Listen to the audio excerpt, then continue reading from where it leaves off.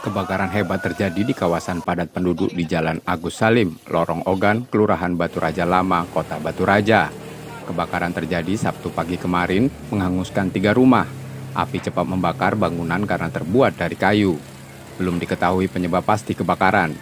Cepatnya sambaran api membuat barang penghuni rumah tak bisa diselamatkan.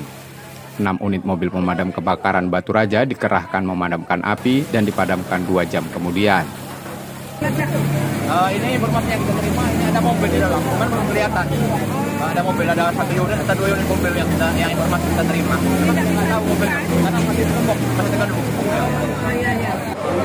Mereka juga terdampak terhadap kebakaran ini.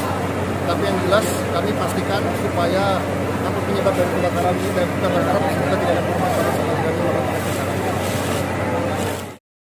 Peristiwa ini masih diselidiki polisi dari Polres Ogan Komering Ulu. Setiabudi, Kompas TV, Ogan Komering Ulu, Sumatera Selatan.